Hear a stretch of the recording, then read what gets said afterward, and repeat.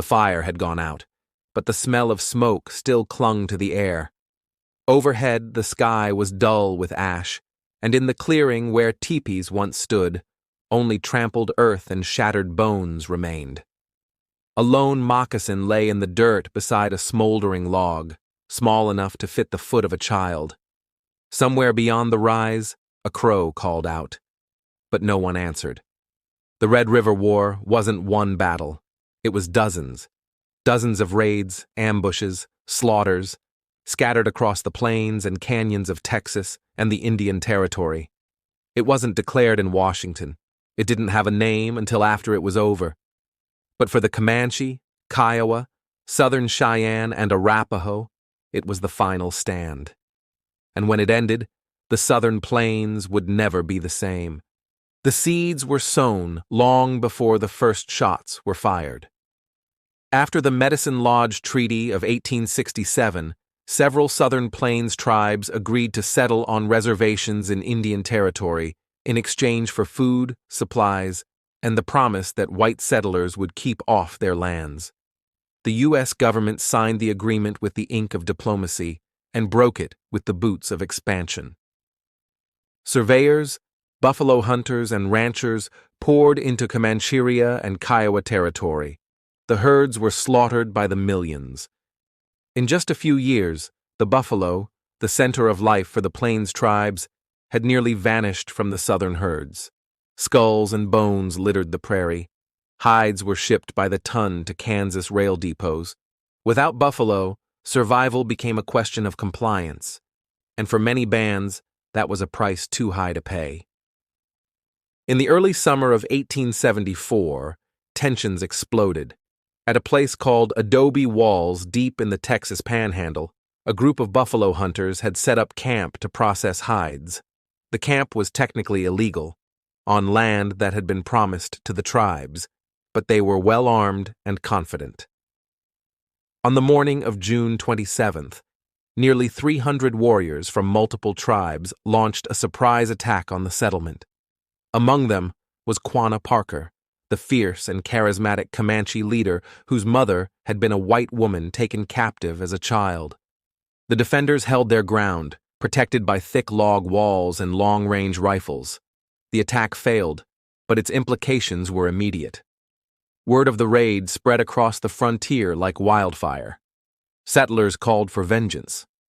The military saw an opportunity to eliminate the last free tribes from the region once and for all. What followed was not a war in the conventional sense.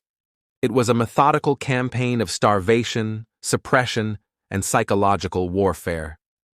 General Philip Sheridan, commanding officer of the Department of the Missouri, ordered 5 columns of troops to converge on the Texas Panhandle and adjacent parts of Indian Territory.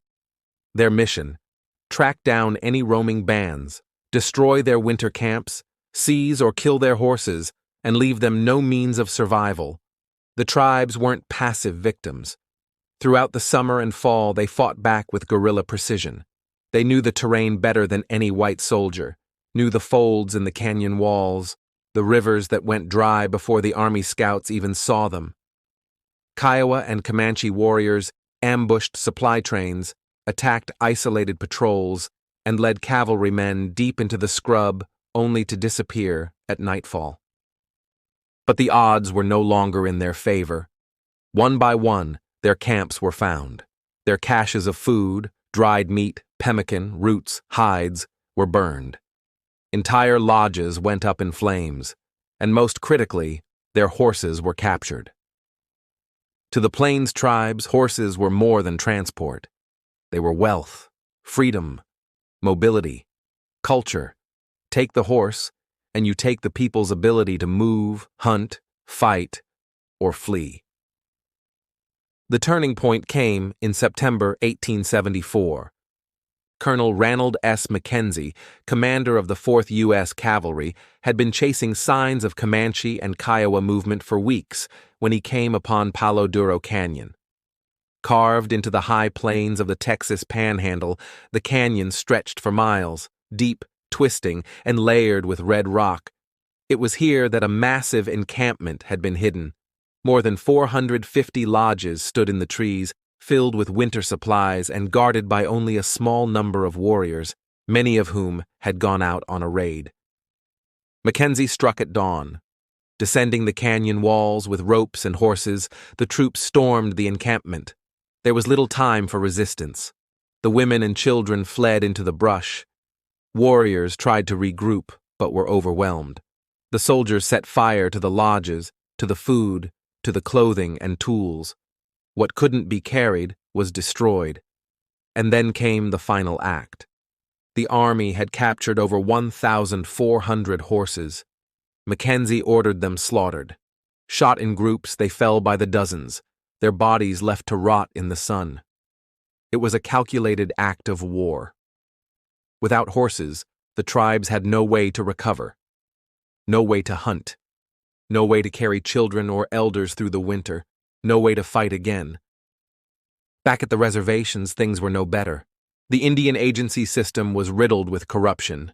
Supplies promised in the treaties, blankets, flour, sugar, meat, were delayed, missing, or shortchanged. Agents skimmed profits, and when tribes complained, they were punished. For those still off reservation, returning meant facing arrest or worse. Many bands tried to hold out in the canyons and creeks through winter, but the cold came early and the food ran out fast. By December, surrender became the only option. Quanah Parker and his followers held out until the spring of 1875. But with no horses, no allies, and no buffalo, they too rode into Fort Sill. The last free Comanche band had come in. The war was over. The Red River War officially ended without a treaty, without fanfare. It simply ended. And with it, so too ended the era of resistance in the southern plains. Afterward, the army withdrew. The land, once hunted freely by native peoples for generations, was opened to ranchers and settlers. Railroads expanded westward. Cattle trails cut through what had once been sacred ground. The Palo Duro Canyon, once a place of refuge, became a tourist attraction.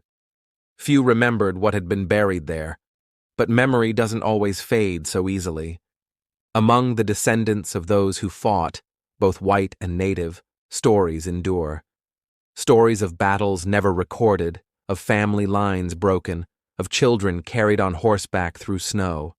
Stories of riders who never returned, of sacred items burned in military campfires, of songs sung for the last time beneath a blood-colored sky. The Red River War wasn't just a campaign. It was a turning point, a moment when the American frontier, relentless and hungry, swallowed the last holdout of a people who refused to vanish quietly. And it worked. The buffalo were gone, the tribes disarmed, the reservation era had begun. But in the wind that still whistles through the plains, in the canyons where ash once fell like snow, something lingers. The ghost of a world that once was, free, untamed, and defiant, still rides, just beyond the next rise. Thank you for listening to Deserted Trails. Subscribe for more forgotten stories from the old frontier.